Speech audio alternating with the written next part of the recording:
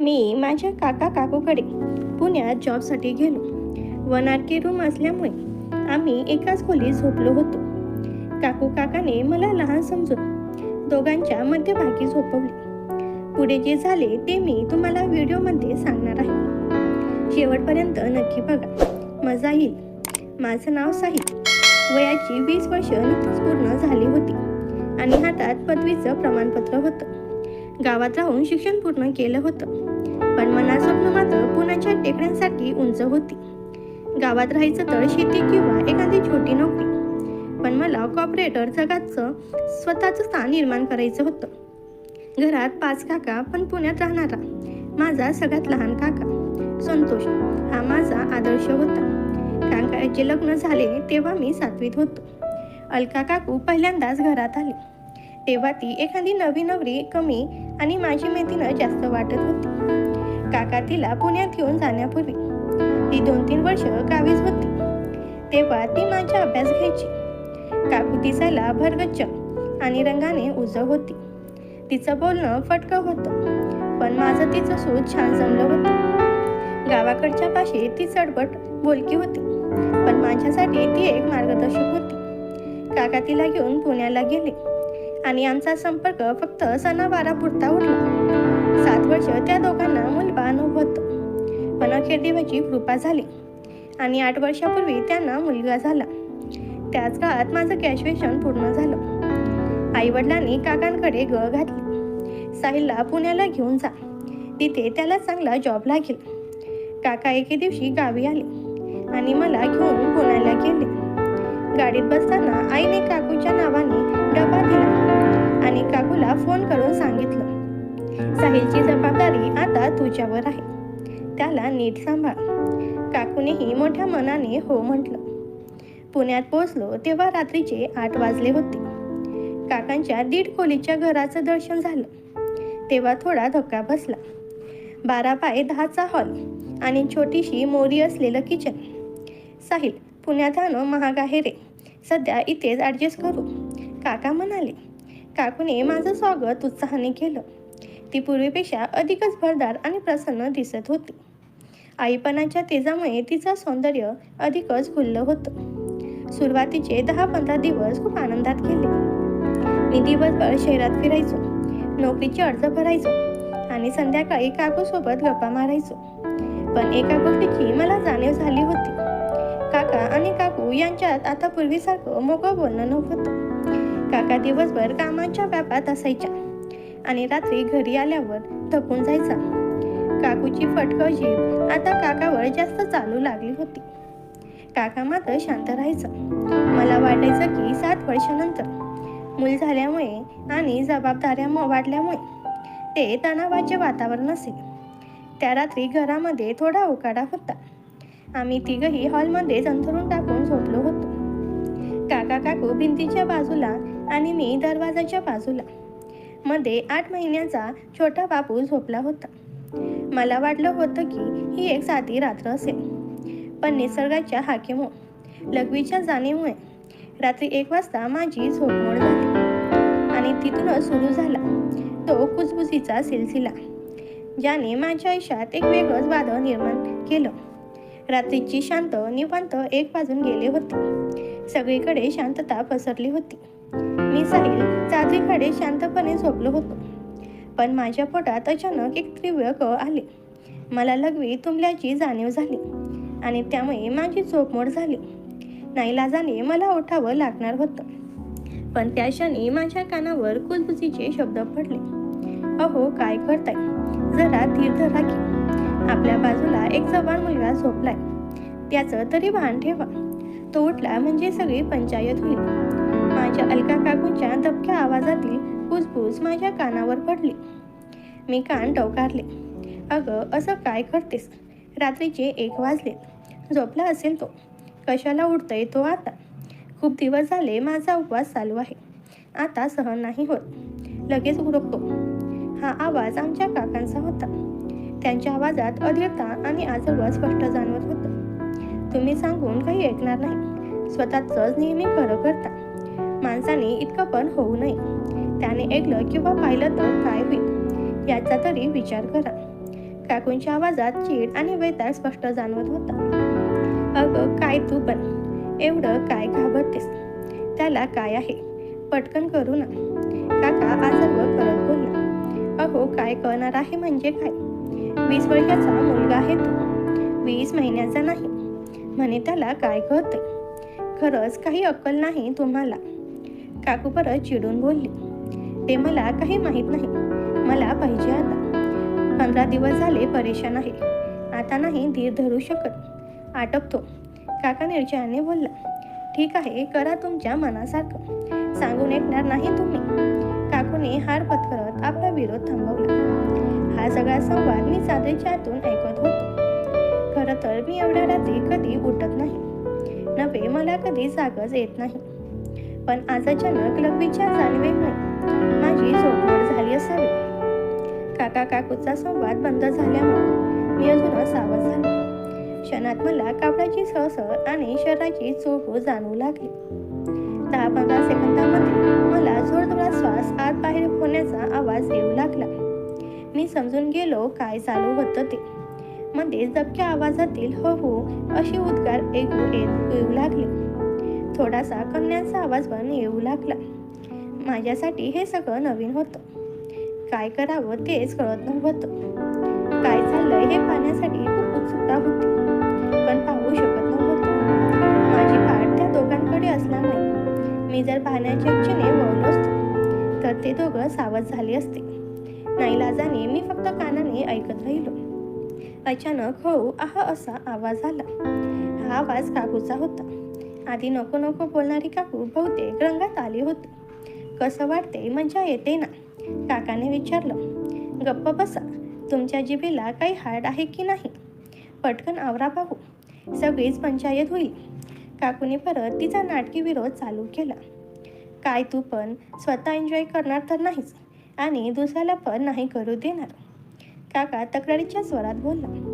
हो एन्जॉय करणारे, का वेळ काही कळत नाही का? आवरा ना लवकर. काकूच्या आवाजात उत्कटता जाणवत होती आणि श्वास पण फुलला होता. अगं हो हो बस थोडा वेळ, असं म्हणत काकाने जोराने सुरुवात केली. अहो काय करताय? जरा हळू ना. आवाज नका करू आणि पटकन आवरा बघू आता. काकूने परत काकाला झापत घाई करायला सुरुवात केली. ही सगळी कुजबूज अगदी हलक्या आवाजात सुरू होती. नशीब मी त्यांच्यापासून जेमतेम 3-4 फूट लांब होतो. त्या दोघांच्या आणि माझ्यामध्ये त्यांचा 8 महिन्याचा मुलगा होता.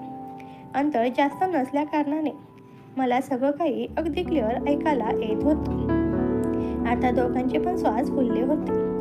काकाला चांगलीच धाप लागली होती. तो अगदी 2-3 किलोमीटर पळून आल्यासारखा धाप टाकत होता. काकूच्या पण पायातील पैंजण आणि हातातल्या बांगड्यांचा चुनचुन असा आवाज येत होता. हे सगळं ऐकून माझ्या डोक्यामध्ये गोंधळ निर्माण झाला होता. मी हळूहळू स्वतःला शांत करण्याचा प्रयत्न करत होतो. असं लाईव्ह पावलं नसलं तरी एकनं मी कधी अनुभवलं नसतं, ज्यामुळे माझी हालत खराब झाली होती. इकडे काका मात्र जास्त जोमात आला होता. आता काकू पण काही तक्रार करताना दिसत नव्हती. तिच्या किणकिणाटाचा आवाज वाढला होता.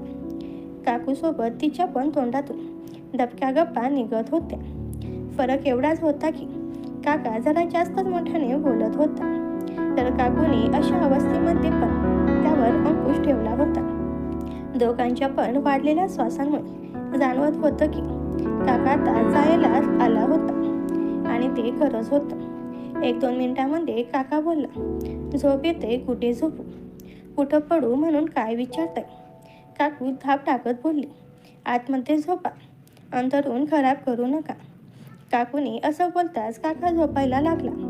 मध्येच एक दाबल्यासारखा आवाज जाणवला. मिनिटभर असाच गेला असावा. थोड्याच वेळात काकूंचा आवाज ऐकू आला. काय वेड्यासारखं ओरडत होता? तुमच्या आवाजाने तो नक्की उठला असता. मी वेळभर तोंड दाबलं म्हणून बरं, नाहीतर शेजारी पाजारी पण जागे झाले असते. काकांचा आवाज दाबल्यासारखा का जाणवत होता याचा उलगडा झाला. काका जास्तच आवाज करत होता आणि त्या आवाजामुळे मी उठू नये म्हणून काकूने त्यांचं तोंड दाबून धरलं होतं. काय करू? खूप दिवसांनी आल्यामुळे कंट्रोल नाही झालं मला. काका धाप टाकत बोलला. म्हणे कंट्रोल नाही झालं. झालं ना आता म्हणून जोक. उठा आता तरी. काकू खेचकत पण दबक्या आवाजात बोलली. परत मला शरीराची चुळबुळ आणि कपड्यांची सळसळ जाणवली. ती 4-5 मिनिटं तशीच जाणवत राहिली. मध्येच काकूंच्या बांगड्यांचा किणकिणाटाचा आवाज येत राहिला. मी ओळखलं काकू बहुधा साडी नीट करत असावी. तसाच धाडस करून मी मान मागे वळवून पाहिलं. काकू माझ्याकडे पाठ करून साडी खोचत होती. पदर खाली असल्यामुळे तिची पाठ उघडी होती. मागून ब्लाऊज थोडा तोकडा असल्यामुळे तिची पूर्ण पाठ अंधारात अंधुकशी दिसत होती. ते दृश्य पाहताच माझ्या डोक्यात एक जोरात आचका दिला.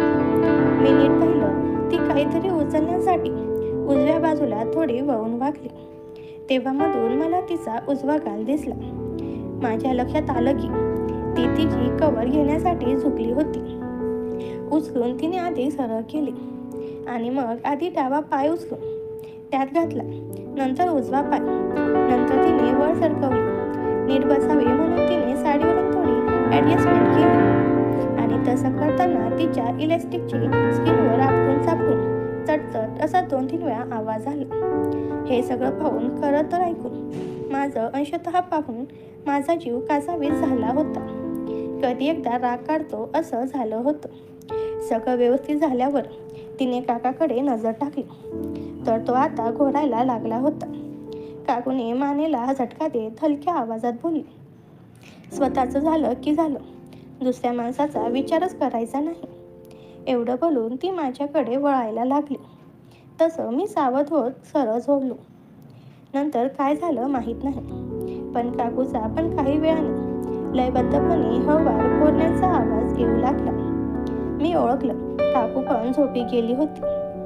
माझी मात्र झोप उडाली होती. मनात विचारांचा कल्लोळ चालला होता. स्वतःला शांत करणं गरजेचं होतं, नाहीतर मला झोप येणार नाही. मी अगदी बसून भावना दाबत होतो. असं करताना आवाज होत नाही याची दक्षता घेत होतो. मी उजव्या अंगावर झोपलो असल्याने मला डाव्या हाताने तोंड झाकावं लागत होतं, ज्याची मला सवय नव्हती. काय करावं सुचेना म्हणून मी धाडस करून पाठीवर झोपलो. गुडघे वाकून चादरवरती डोक्याखाली आणि खाली पायाखाली धरली. असं करण्याने चादर आणि माझ्यामध्ये गॅप तयार झाला. आता मला सवयीप्रमाणे उजव्या हाताने मोकळीक मिळाली आणि आवाज पण होत नव्हता. अचानक मला काकूच्या पाठमोरीचा शीन आठवला आणि माझ्या अंगाला एक आचका बसला. मी पटकन माझ्या डाव्या अंगावर वळलो आणि अंगाखाली अडकलेल्या चादरीवर वर झोपू लागलो. अगदी शेवटचा मी सरळ पाठीवर झोपलो. थोडं गलित घातलं आणि थकल्यासारखं वाटत होतं. जे काही घडलं ते आठवून कधी झोपी गेलो समजलंच नाही. सकाळ झाली. कानावर आवाज आला. ओ साहिल, उठा आता. 12 वाजले, अजून घोरतोय. उठ बघू लवकर. मला कुणीतरी हलवलं असल्याचं भास झोपेत होत होता. डोळे किलकिले करून पाहिलं तर काकू माझ्या चेहऱ्यासमोर झुकून माझा कांदा हलवत मला उठवण्याचा प्रयत्न करत होती.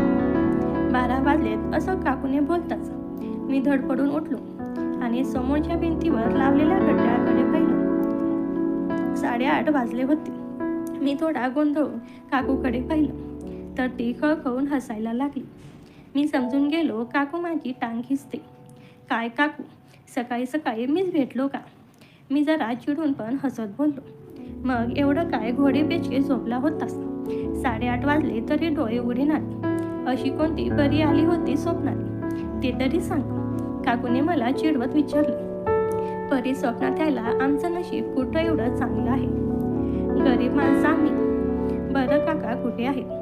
विषय बदलावा म्हणून मी काकूला परिप्रयत्न केला. ते गेले दुधाची पिशवी आणायला. तुमच्यासारखे आळशी नाही ते. अंघोळ वगैरे करून गेले. तिने जरा खोचकपणे माहिती दिली, पण मग त्याचा काही वाटलं नाही, कारण काकूचा स्वभावच असा होता. पटकन काही बोलून जायची. कोणाचीही कसलीही भीडभाड न ठेवता.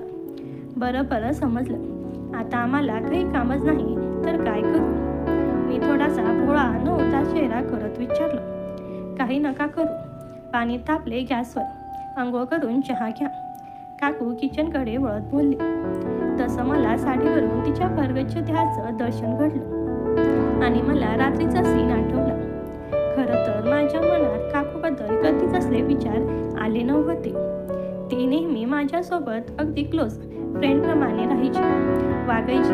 पण रात्रीच्या प्रकारामुळे माझं मन थोडं बदलल्यासारखं वाटलं मला. काही सेकंद मी त्याच विचारात हरवलो होतो. तोवर दरवाजा उघडल्याचा आवाज आला. काका दुधाची थैली घेऊन आतमध्ये येत होता.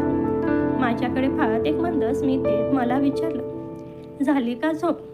हो, आत्ताच उठलोय, अंघोळीला चाललोय, असं म्हणून मी आत शिरलो. साहिलच्या आयुष्यातील हा बिंदू त्यांच्यासाठी जितका अनपेक्षित होता तितकाच अस्वस्थ करणाराही. रात्रीच्या त्या प्रसंगानंतर घरातील वातावरण त्याच्यासाठी फार बदलून गेलं होतं. काका आणि काकू नेहमीप्रमाणे वागत होते, पण साहिलच्या नजरेत आता एक नवा संकोच आणि कुतूहल निर्माण झालं होतं. मी बाथरूममध्ये गेलो आणि थंड पाण्याचे हबके चेहऱ्यावर मारले. रात्रीचे ते आवाज, काकूची ती कुजबूज आणि तो अंधुक कसा दिसलेला सीन माझ्या डोळ्यासमोरून हलत नव्हता. ज्या काकूला मी आजवर आदराने आणि मैत्रीच्या नात्याने पाहिलं होतं, तिच्याकडे पाहण्याची माझी दृष्टी एका रात्रीत बदलली होती. बाहेर आलो तेव्हा काका पेपर वाचत बसले होते आणि काकू किचनमध्ये पोळ्या लाटत होती. तिचा पदर कमरेला खोचलेला होता आणि कामाच्या गडबडीत तिचे हात वेगाने चालत होते. साहिल, चहा घे रे लवकर, मग तुला आज एका ओळखीच्या माणसांकडे इंटरव्ह्यूला जायचं आहे. काका पेपरवरून नजर न हटवता म्हणाले, हो काका, निघतो, मी आवडू. मी म्हणालो. मी चहा घेण्यासाठी किचनच्या ओट्यापाशी गेलो. काकूने चहाचा कप माझ्याकडे सरकवला. आमची नजरानजर झाली. तिचे डोळे आजही तसेच बोलके होते, पण मला त्यात आता एक वेगळाच अर्थ जाणवू लागला. तिने माझ्याकडे पाहून एक खड्ड्या हास्य केलं. काय रे, अजून स्वप्नातच आहेस की काय? चहा गार होईल, घे पटकन, ती म्हणाली. तिच्या बोलण्यात तोच मोकळेपणा होता, पण माझ्या मनात मात्र अपराधीपणाची भावना होती. मी रात्री जे ऐकलं होतं ते तिला माहीत नव्हतं, पण मला मात्र ते विसरता येत नव्हतं. मनातील दिवसभर मी पुण्याच्या रस्त्यांवर फिरलो, पण माझं लक्ष कामात लागत नव्हतं. ऑफिसमध्ये मुलाखत देतानाही माझ्या डोळ्यासमोर काकूचा तो ब्लॅकलेस अवतार येत होता. मला स्वतःचीच भीती वाटू लागली. मी हे काय विचार करतोय? ती माझी काकू आहे, आई समान आहे, असं मन मला बजावत होतं. पण शरीरातील तारुण्य आणि रात्रीच्या त्या अनुभवाने मनावर ताबा मिळवला होता. संध्याकाळी मी घरी परतलो तेव्हा काका अजून कामावरून आले नव्हते. काकूबाला मांडीवर घेऊन अंगाई गात होती. हॉलमध्ये मंद प्रकाश होता. मी दप्तर ठेवून तिच्या शेजारी बसलो. खूप दमलंयस का रे आज? तिने हळवारपणे विचारले. हो काकू, खूप पाय पीठ झाले, मी म्हणालो. ये इथे बस, पाय लांब कर, मी थोडं तेल लावून देते, ती म्हणाली. नको नको काकू, राहू दे, मी करेन. मी नकार दिला, पण तिने ऐकलं नाही. तिने तेल आणलं आणि माझ्या पायाला चोळायला सुरुवात केली. तिच्या हाताचा स्पर्श मला विजेसारखा टोचला. तिचे हात मऊ होते. ती माझ्यासाठी गप्पा मारत होती, गावाकडच्या गोष्टी काढत होती, पण माझं लक्ष मात्र तिच्या वाकलेल्या देहाकडे आणि त्यातून दिसणाऱ्या तिच्या सौंदर्याकडे होतं. एक संशयात स्पर्शन गप्पाच्या ओघात तिने अचानक विचारलं, साहिल, रात्री तुला जाग आली होती का रे? खूप उकाडा होता ना? तिचा हा प्रश्न ऐकून माझा काळजाचा ठोका चुकला. तिला संशय तर आला नसेल ना? मी कसाबसा स्वतःला सावरलो आणि म्हणालो, नाही ग काकू, मी तर घोडे विकून झोपलो होतो. का बरं? ती थोडी हसली. तिच्या डोळ्यात एक चमक होती जी मी ओळखू शकलो नाही. काही नाही रे, उगाच विचारलो. मला वाटलं तुला त्रास झाला असेल झोपायला. त्या रात्री पुन्हा मी तसे झोपलो, पण आज मला लघवीचं निमित्त नव्हतं. तरीही माझी झोप उडाली होती. मी कान देऊन ऐकत होतो की पुन्हा काही होतंय का.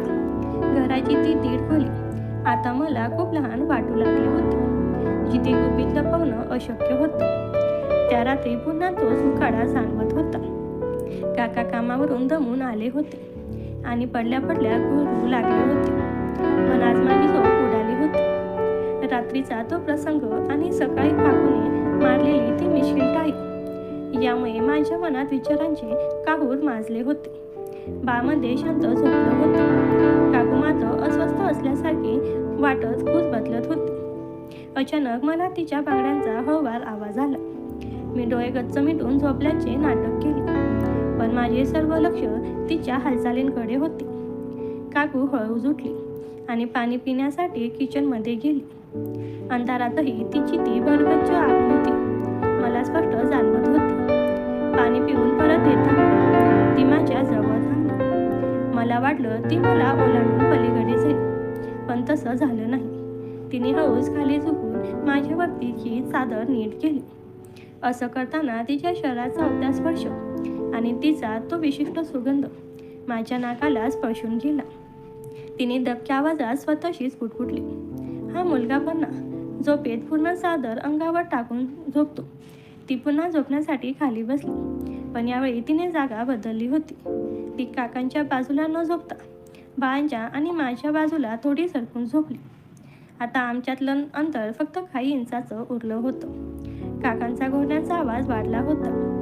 काही वेळाने मला जाणवलं की काकूचा हात चुकून म्हणा किंवा मुद्दाम माझ्या हाताला स्पर्श करत होता.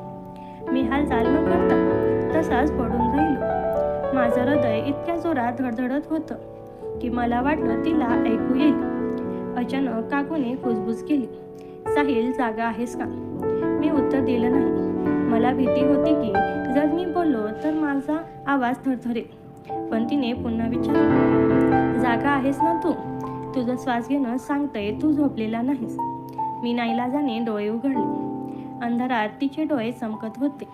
काय झालं काकू, पाणी हवंय का? मी आवाज जड करत विचारलं. ती थोडी जवळ आली आणि माझ्या कानापाशी कुजबुजली. रात्री तू काही ऐकलंस का रे? खरं सांगायचं. तिच्या या प्रश्नाने माझ्या अंगावर काटा आला. रात्री काय ऐकणार? मी साहसूदपणे विचारलं. काकू गालातल्या गालात हसली. मला सगळं कळतं. तू श्वास रोखून धरला होतास तेव्हाच मला संशय आला होता. तू खूप शहाणा झाला आहेस रे पुण्यात येऊन. एवढं बोलून तिने तिचा मऊ हात माझ्या गालावर फिरवला. तिचा तो स्पर्श इतका मादक होता की मला काय बोलावं सुचेनासं झालं. काकू ते मी मुद्दाम काही नाही केलं. मी अडखत म्हणालो, काही हरकत नाही रे, तू तरुण आहेस, पण एक लक्षात ठेव, जे घरात घडतं ते घराबाहेर जायला नको. असं म्हणून तिने माझा कान हळूच पिवला आणि ती कूस बदलून झोपली. तिच्या त्या स्पर्शाने आणि बोलल्याने माझ्या मनात एक वेगळंच वादळ उठलं होतं. काकू आता फक्त काकू राहिली नव्हती, तर ती माझ्या गुप्त रहस्याची जोडीदार झाली होती. पुढचा पूर्ण आठवडा आम्ही दोघंच घरात असताना तिच्या नजरेत आणि वागण्यात एक वेगळाच आकर्षण जाणवू लागला. कधी ती हसताना माझ्या अंगावर पडायची, तर कधी जेवण वाढताना तिचा पदर मुद्दाम ढवळू द्यायची. पुण्याचं हे छोटं घर आता मला स्वर्गासारखं वाटू लागलं होतं, जिथे प्रत्येक कोपऱ्यात एक नवीन रहस्य दडलं होतं. त्या दिवसापासून आमच्यातलं ते गुप्त नातं एका वेगळ्याच वळणावर आलं होतं. काका सकाळी कामावर गेले की घरात फक्त मी, काकू आणि बाळ असायचो. काकू आता माझ्या समोर वावरताना पूर्वीसारखी संकोच बाळगत नव्हती. उलट तिचा चावटपणा दिवसेंदिवस वाढत चालला होता. एके दिवशी दुपारी बाळ पाण्यात घालून झोपलं होतं आणि मी हॉलमध्ये बसून लॅपटॉपवर नोकरीचे पर्याय शोधत होतो. काकू किचनमध्ये काम करत होती, पण तिचं लक्ष माझ्याकडेच होतं. साहिल, जरा इकडे येतोस का? मी भरणी जरा वरच्या पळीवर ठेवून दे, माझा हात पोहोचत नाही. तिने मला हाक मारली. मी किचनमध्ये गेलो तर काकू स्टूलवर उभी राहण्याचा प्रयत्न करत होती. तिने मुद्दाम आपली साडी थोडीच वर सावरली होती, ज्यामुळे तिचे पाय उघडे पडले होते. मी तिच्या मागे उभा राहून बरणी घेण्यासाठी हात वर केला, तेव्हा ती मुद्दाम मागे सरकली आणि तिची पाठ माझ्या छातीला घासली गेली. अगं आई गं, लागलं का रे तुला? ती मागे वळून खोडकरपणे हसत विचारू लागली. तिचे डोळे आता साधे राहिले नव्हते, त्यात एक वेगळीच धुंदी होती. नाही काकू, काही नाही झालं, मी अडकत म्हणालो, पण तिने माझा हात पकडला आणि स्वतःच्या कमरेवर ठेवला. साहिल, पुण्यातलं आयुष्य खूप धावपळीचं आहे रे. थोडी मजा पण करायला हवी ना. रात्री तू जे ऐकलंस त्यापेक्षा जास्त तुला पाहायचं असेल तर घाबरायचं कशाला? तिच्या त्या थेट प्रश्नाने माझा थरकाप उडाला. तिने हळूच तिचा पदर खांद्यावरून खाली पाडला आणि माझ्या डोळ्यात बघत म्हणाली, काका तर थकलेले असतात, पण तू तर तरुण आहेस. तुला काय वाटतं मला काहीच कळत नाही. तिने तिचा चेहरा माझ्या जवळ आणला, इतका जवळ की तिचा उष्ण श्वास मला जाणवू लागला. त्या क्षणी मला रात्रीचा तो शीन आणि काकूचा तो ब्लॅकलेस अवतार आठवला. मी काही बोलणार इतक्यातच बाहेरच्या दरवाजाची बेल वाजली आणि काकू चटकन मागे सरकून साडी नीट करू लागली. जा बघू, काका आले असतील, ती डोळा मारत म्हणाली. माझ्या लक्षात आलं होतं की आता खेळ सुरू झाला आहे. काका पुन्हा कामावर गेले आणि घरात पुन्हा शांतता पसरली. पण माझ्या मनातलं वादळ मात्र शांत व्हायचं नाव घेत नव्हतं. काकूने मगाशी केलेला तो स्पर्श आणि दिलेला तो इशारा माझ्या अंगात मुंग्या आणत होता. बाहत होतं म्हणून काकू त्याला थोपडत झोपत होती, पण तिची नजर माझ्यावर खिळली होती. साहिल, इकडे ये जरा, बाळाला वारा घाल, मला खूप घाम फुटलाय. तिने हळूच हाक मारली. मी जवळ गेलो तर ती जमिनीवर पाय पसरून बसली होती आणि साडीचा पदर गळ्याभोवती गुंडाळला होता. काकू, पंखा तर फुल आहे ना, मी म्हणालो. ती हसली आणि माझा हात पकडून तिने आपल्या कमरेपाशी ओढला. बाहेरचा पंखा काय कामाचा जेव्हा आग आत लागलेली असते. तिच्या या शब्दाने माझा ताबा सुटला. तिने हळूच माझं डोकं आपल्या खांद्यावर ओढलं आणि कुजबुजली. रात्री तू फक्त ऐकलंस, आता जाऊन बघून घे. तिने ब्लाऊजची एक गाठ सैल केली आणि माझ्या डोळ्यासमोर एक नवं जग उघडलं.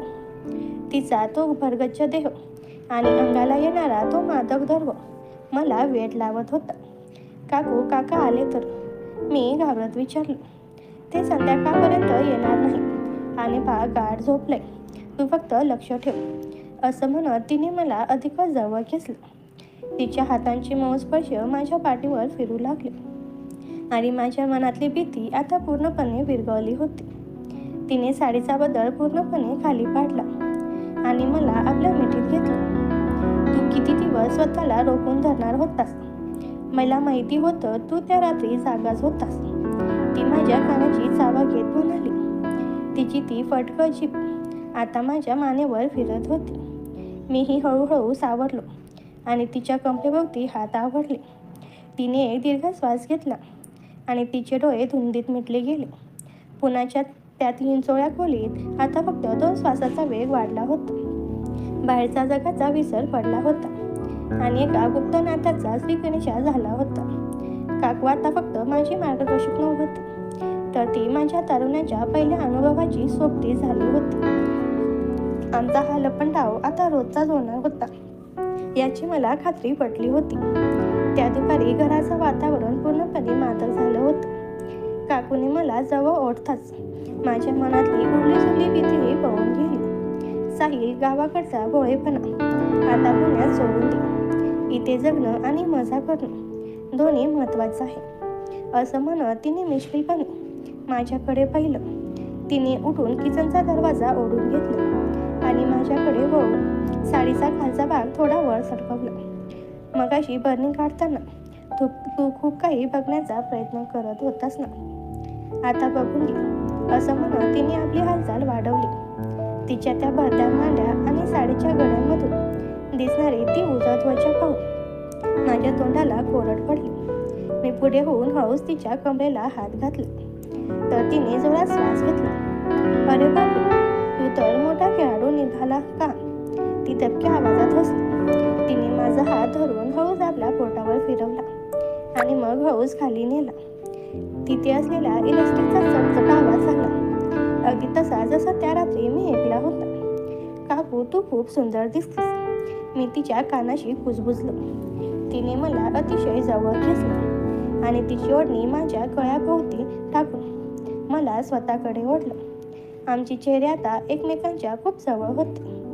तिने तिची ओठ माझ्या ओठांच्या जवळ आणली, पण स्पर्श करण्यापूर्वीच ती थांबली आणि म्हणाली, लक्षात ठेव, तुला दोघांमधलं गुपित आहे. काकांसमोर तू असाच वागायचा जसा तू काहीच जाणत नाहीस.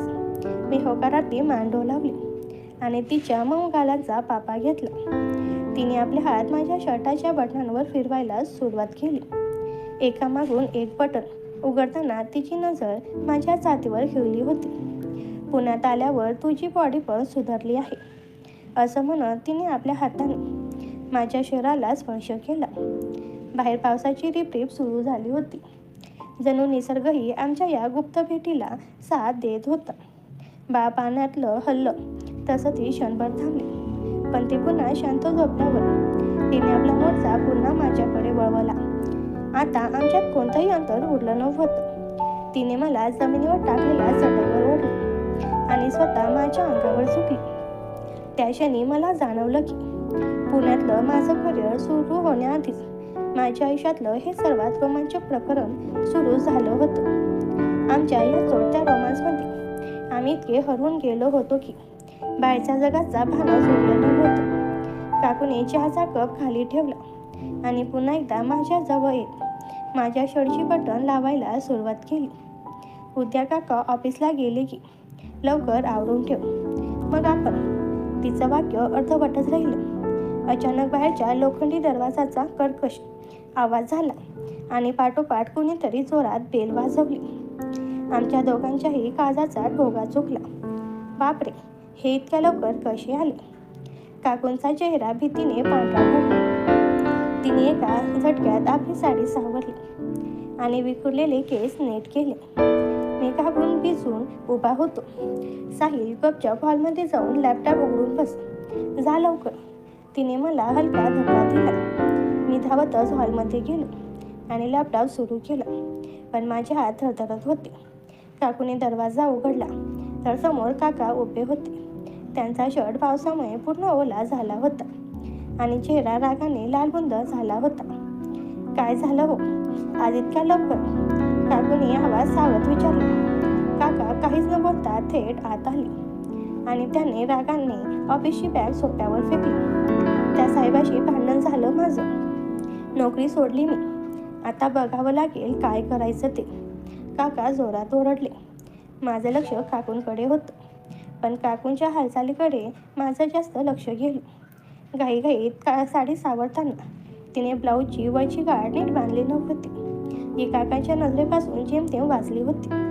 काका सोप्यावर बसले आणि त्यांनी माझ्याकडे पाहिलं. काय रे साहिल, काय चाललंय? अभ्यास की नुकतीच मजा?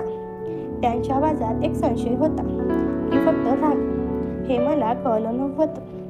काकू किचनमधून पाणी घेऊन आली आणि काकांकडे जाताना तिने माझ्याकडे एक असा कटाक्ष टाकला ज्याने माझ्या काळजाचा पाणी झालं. तिच्या डोळ्यात भीती होती, पण त्याचवेळी एक प्रकारची थरारही होता. काका पाणी पित असताना अचानक त्याचं लक्ष जमिनीवर पडलेल्या एका वस्तूकडे गेलं. ती माझ्या शर्टाचं तुटलेलं बटन होतं, जे मगाशी ओढाओढीत फाटलं होतं. काका वाकले आणि त्याने ते बटन हातात घेतलं. हे बटन कोणाचं? त्याने विचारलं. घरामध्ये आता सुई पडली तरी आवाज येईल इतकी शांतता पसरली होती. काकाने ते बटन हातात घेतलं आणि ते बारकाईने पाहू लागले. माझ्या कपाळावर घामाचा धारा वाहू लागल्या होत्या. काकूने सफाईने परिस्थिती हाताळण्याचा प्रयत्न केला. अहो, ते साईलच्या शर्टचं असेल. मगाशी कपडे वाळत घालताना अडकलं होतं तसं, ती सहजपणे म्हणाली. काकाने संशयाने माझ्याकडे पाहिलं आणि मग बटन बाजूला ठेवून दिलं. बरं, मी जरा फ्रेश होतो असं म्हणून ते बाथरूमकडे गेले. मी आणि काकू एकमेकांकडे सुटकेचा निश्वास टाकला. पण हा आनंद फार काळ टिकला नाही. काका बाथरूममधून बाहेर आले आणि थेट त्या कोपऱ्यात गेले जिथे आम्ही मगाशी होतो. तिथल्या चटईवर काकूंची एक सोन्याची बांगडी पडली होती, जी झटपटीत निखळली असावी. काकाने ती उचलली आणि काही क्षण शांत राहिले. त्यांच्या चेहऱ्यावरचे भाव आता बदलले होते. राग गायब झाला होता आणि त्या जागी एक कुत्सित हास्य आलं होतं. अलका, इकडे ये, काकाने शांत आवाजात साथ घातली. काकू थरथरत तिथे गेली. ही बांगडी इथे कशी? आणि तू मगाशी दरवाजा उघडायला इतका वेळ का लावलास? काकांचा आवाज आता दबलेला पण धारदार होता. काकू काही बोलायला जाणार इतक्यात काकाने तिला जवळ ओढलं आणि तिच्या कानापाशी काही तरी पुटपुटले, ज्यामुळे काकूचा चेहरा गोरामोरा झाला. मग काका माझ्याकडे वळले. साहिल, तुला वाटलं मला काहीच कळत नाहीये. रात्री जेव्हा मी आणि अलका जवळ होतो तेव्हा तू जागा होतास हे मला माहीत होतं. आणि आज दुपारी तुम्ही जे काय केलं ते सगळं मी खिडकीच्या फटीतून पाहिलंय. काकांच्या या वाक्याने जणू माझ्या पायाखालची जमीनच सरकली. मी माफी मागण्यासाठी तोंड उघडणारच होतो, पण काका हसले. घाबरू नकोस, खरं तर मला हेच हवं होतं. 7 वर्ष आम्हाला मूल झालं नाही आणि आता बाळ झाल्यावर मला जाणवलं की मी आता पहिल्यासारखा तंदुरुस्त राहिलो नाही. अलकाची भूक आणि तिचं तारुण्य मला झेपत नव्हतं. तू तरुण आहेस, रक्ताचा आहेस. जर तिला तुझ्यासोबत सुख मिळत असेल तर मला त्यात काहीच अडचण नाही. हा ट्विस्ट माझ्या कल्पने पलीकडचा होता. काकूने अर्जाने काकांकडे पाहिले. तुम्ही हे काय बोलताय? हो अलका, मला सगळं मान्य आहे, पण एक अट आहे. काका माझ्या जवळ आले आणि माझ्या खांद्यावर हात ठेवून म्हणाले, हे सगळं या 4 भिंतीच्या आतच राहायला हवं. बाहेरच्या जगाला आपण एक सुखी कुटुंब दिसायला हवं आणि घराच्या आत आपण तिघं मिळून राहू. तुला काय वाटतं साई? या कराराला तुझी मंजुरी आहे? त्या रात्री पुण्याच्या त्या 1.5 खोलीच्या घरात एक नवं विचित्र पण थरारक नातं जन्माला आलं होतं. आता लपून छपून काहीच उरलं नव्हतं. उलट आता तर अधिकच मोकळीक मिळाली होती. काकांचे ते शब्द ऐकून मी आणि काकू दोघंही पुतळ्यासारखे स्तब्ध झालो होतो. ज्या गोष्टीची भीती वाटत होती तीच गोष्ट चक्क एका संधीत बदलली होती. काकूने लाजेने मान खाली घातली, पण त्यांच्या चेहऱ्यावर एक सुटकेचं हास्य होतं. काकाने माझ्या खांद्यावरचा हात घट्ट केला आणि मला जवळ ओढलं. काय रे साहिल, विचार काय करतोस? बाहेर जाऊन वणवण नोकरी शोधण्यापेक्षा घराची जबाबदारी आणि काकूची काळजी घ्यायला तुला आवडेल ना? काकांचे डोळे चमकत होते. हो काका, मी अडखळत म्हणालो. त्या रात्री घराचे नियम पूर्णपणे बदलले. त्या रात्री जेवण झाल्यावर काका स्वतःच म्हणाले, साहिल आज खूप उकाड आहे, तू काकूच्या बाजूला झोप, मी जरा खिडकीपाशी सरकतो. काकूने माझ्याकडे बघून एक अर्थपूर्ण डोळा मारला. दिवा मावल्यावर अंधारात पुन्हा एकदा हालचाल सुरू झाल्या. पण आज भीती नव्हती, तर एक प्रकारचं अधिकृत स्वातंत्र्य होतं. काकूने हळूच माझा हात धरला आणि आपल्या कमरेवर ठेवला. तिची त्वचा आज अधिक जप्त जाणवत होती. काका समोर झोपले होते, पण त्यांना आता सगळं ठाऊक होतं. काकूने माझ्या कानात कुजबुज केली. काकाने परवानगी दिली असली तरी माझ्यावर फक्त तुझा हक्क असेल, समजलं? तिने माझा हात साडीच्या आत नेला आणि मला तिच्या अंगावर ओढलं. काकांची घोरणी ऐकू येत होती, पण ते झोपले होते की फक्त नाटक करत होते हे आम्हाला माहीत होतं. त्या रात्री पुण्याच्या त्या छोट्या खोलीत मर्यादेच्या सर्व रेषा पुसल्या गेल्या.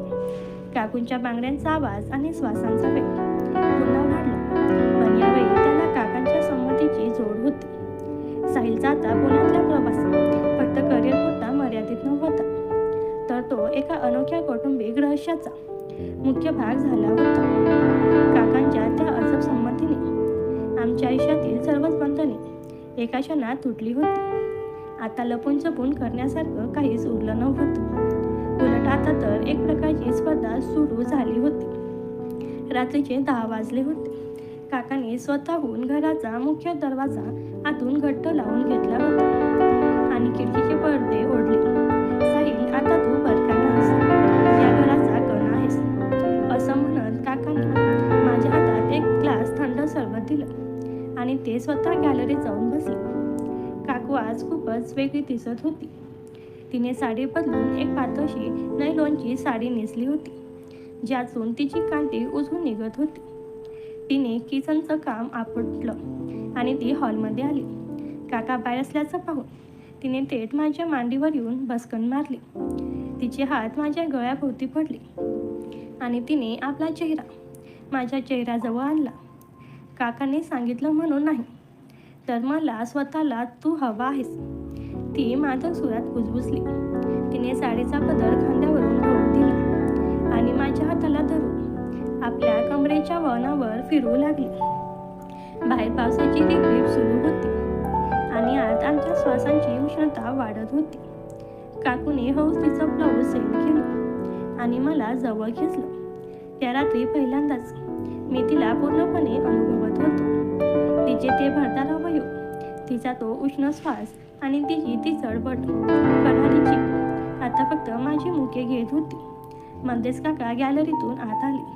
त्यांनी आमच्याकडे पाहिलं आणि एक समाधानकारक स्मित देऊन ते आपल्या अंथरुणावर जाऊन पडले. त्यांनी डोळ्यांवर हात ठेवला, जणू ते आम्हाला आमची खासगी जागा देत होते. त्या रात्री पुण्याच्या त्या छोट्याशा खोलीत एक नवं जग निर्माण झालं. काकूने तिच्या सर्व इच्छा माझ्यासमोर मोकळ्या केल्या आणि मीही एका अनुभवी पुरुषाप्रमाणे तिला प्रतिसाद दिला. सकाळी जेव्हा सूर्य उगवला तेव्हा मी उठलो. तो एक वेगळाच माणूस होता. काकू किचनमध्ये चहा करत होती आणि काका बाळाला खेळवत होते. घरात आता कोणताही तणाव नव्हता, ना कोणती भीती. सकाळी जेव्हा मी उठलो तेव्हा माझं शरीर थकलेलं होतं, पण मन एका वेगळ्या धुंदीत होतं. काका कामावर जाण्यासाठी तयार झाले होते. जाताना त्यांनी माझ्या खांद्यावर हात ठेवला आणि काकूकडे बघून एक गूढ हास्य केलं. साहिल, आज रात्री लवकर ये. मला तुला एक खास कामासाठी बाहेर न्यायचंय. काका असं का बोलले हे मला समजलं नाही. काका घराबाहेर पडताच काकूने धावत येऊन दरवाजाची कडी लावली. तिच्या अंगावर फक्त एक सेलचा नाईट गाऊन होता. तिने माझ्याकडे वेगळीच भूक दिसत होती. साहिल, काकाने तुला बाहेर नेण्याचं जे सांगितलं ना ते इतकं साधं नाही. ती माझ्या जवळ येत म्हणाली. म्हणजे काय अर्थ आहे याचा? मी गोंधळून विचारलं. काकूने माझा हात आपल्या कमरेवर ठेवला आणि मादक हसत म्हणाले, रात्री तुला कळेलच, पण त्याआधी आज दिवसभर आपण दोघंच आहोत. काल रात्री जे काही झालं ती तर फक्त एक झलक होती. खरी मजा तर आता सुरू होणार आहे. तुला माहिती आहे का, काकाने तुला इथे का आणलंय? त्याचं खरं कारण नोकरी नाहीच आहे.